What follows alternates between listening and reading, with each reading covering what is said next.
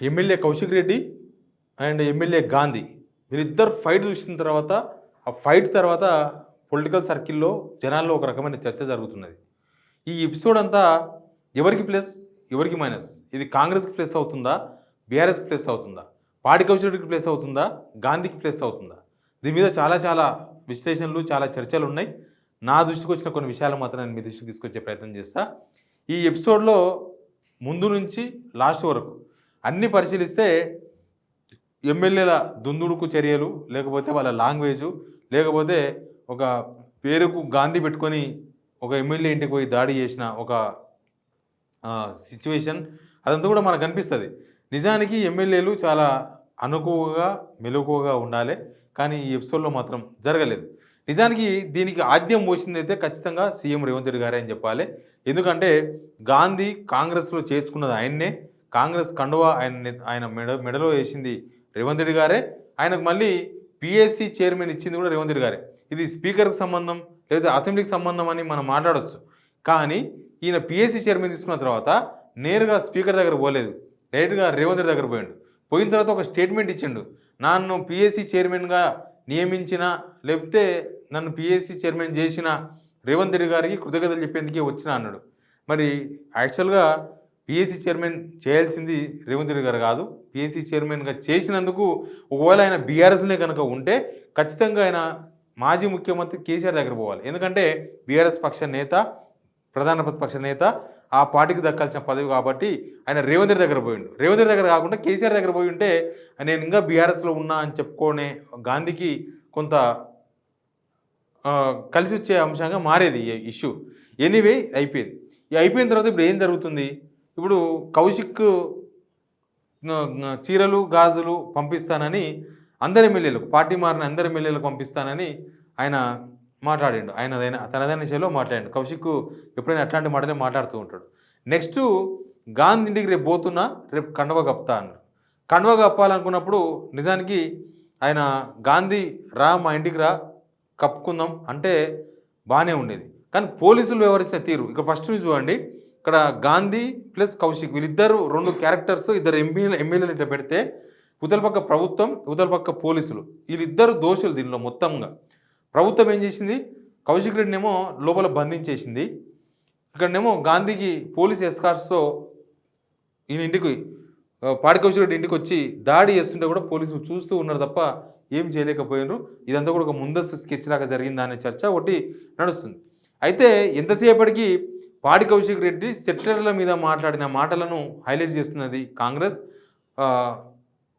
ఆయన మీద గాంధీ పైన పాడి కౌశిక్ రెడ్డి చేసిన కామెంట్స్ మనం అంతా కూడా చూసినాం. కృష్ణా జిల్లా నుంచి బతకానికి వచ్చినారు. కానీ అంతకన్నా ముందు జరిగింది ఏంటంటే, నువ్వు కరీంనగర్కి వెళ్ళి బతకానికి వచ్చినావు, నువ్వు 4 జాగ్రత్త పెట్టుకో అని గాంధీ వార్నింగ్ ఇచ్చిండు. దానికి కౌంటర్గా పాడి కౌశిక్ రెడ్డి నువ్వు సెటిలర్, నువ్వు నోరు మూసుకో, నేను ఉండనీయమని చెప్పేసి ఆయన కౌంటర్ ఇచ్చిండు.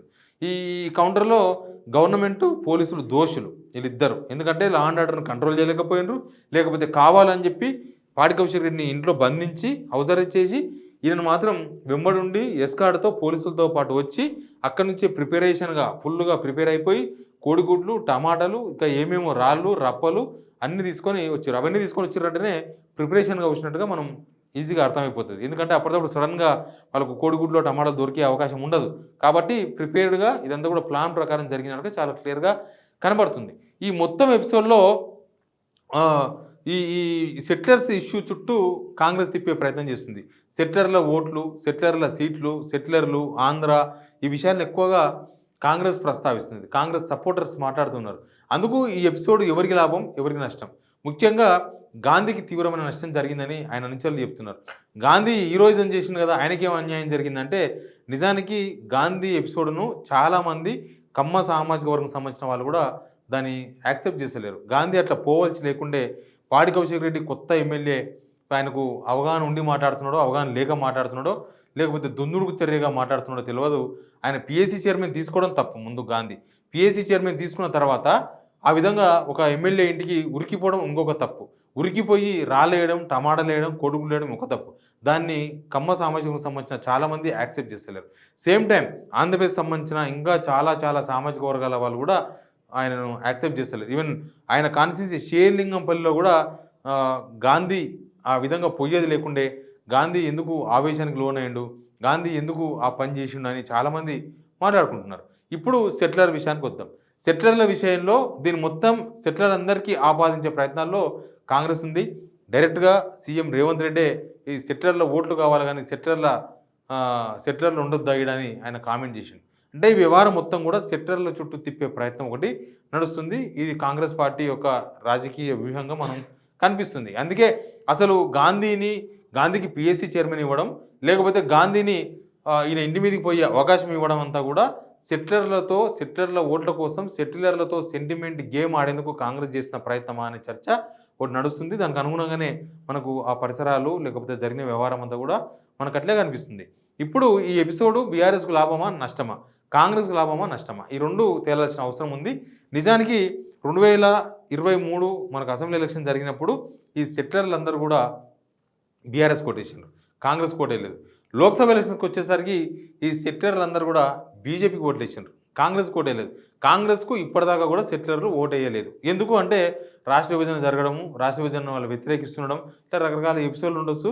చంద్రబాబు నాయుడు బీజేపీతో ఉండడం కూడా కాంగ్రెస్కి ఒక మైనస్ ఉండొచ్చు. వాళ్ళంతా బీజేపీ వైపు ఉన్నారు కాబట్టి, చంద్రబాబు బీజేపీ వైపు ఉన్నారు కాబట్టి కమ్మ సామాజిక వర్గం వాళ్ళంతా బీజేపీకి సపోర్ట్ చేసినారు. ఒక మీటింగ్లు పెట్టుకున్నారు హైదరాబాద్లో. అప్పట్లో ఇక్కడున్న ఓటర్లు చాలామంది ఏపీకి వెళ్ళిపోయినారు, ఇంకా ఇక్కడున్న వాళ్ళు ఆ ప్రయత్నం చేసినారు అనేది ఒక చర్చ ఒకటి రాజకీయ వర్గాల్లో ఉంది. ఇప్పుడు ఇక్కడ బీఆర్ఎస్ ఏం చేసిందంటే ఈ సెటిలర్ల సెంటిమెంట్ కాంగ్రెస్ తీసుకొస్తే వీళ్ళు తెలంగాణ సెంటిమెంట్ను తెర మీద తీసుకొచ్చే ప్రయత్నం చేస్తున్నారు. అందుకే కౌశిక్ రెడ్డిని పరామర్శించిన తర్వాత కేటీఆర్ 2 కామెంట్లు చేసిండ్రు. ఒకటి చిట్టిబాబు, ఇంకొకటి బుల్లబ్బాయి.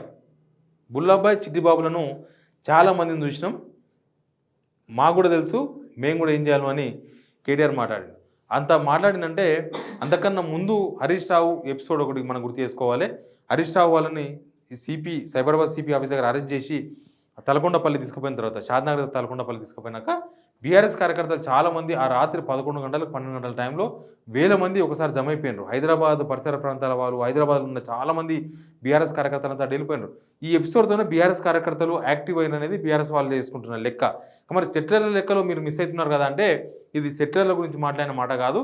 అంతకన్నా ముందు గాంధీ రెచ్చగొట్టిన వ్యాఖ్యలను బీఆర్ఎస్ గుర్తు చేస్తుంది. ఈయన కరీంనగర్ నుంచి బతకనికి వచ్చిన అనే విషయాన్ని ప్రస్తావించినప్పుడు మాత్రమే తెలంగాణ గడ్డ మీద పుట్టిన వాళ్ళం, తెలంగాణ మట్టిలో పుట్టినాము అని చెప్పిండు కౌశిక్ రెడ్డి. ఇది సెటిలర్ అందరూ అంత సీరియస్గా తీసుకోవాల్సిన అంశం అవసరం లేదు. ఇది కేవలం 10 సంవత్సరాలలో ఏ సెటిలర్ మీద ఎట్లాంటి దాడులు జరగలేదు. కేవలం ఇది కాంగ్రెస్ తీసుకొచ్చిన ఎపిసోడ్. ఇదంతా దీని వెనుక రేవంత్ రెడ్డి ఉన్నాడని హరీష్ రావు, తర్వాత కేటీఆర్, మిగతా అందరూ కూడా మాట్లాడుతున్నారు. ఇదంతా కూడా ఒక రేవంత్ వేసిన స్కెచ్, సెటిలర్ల కోసం వేసిన స్కెచ్ అని.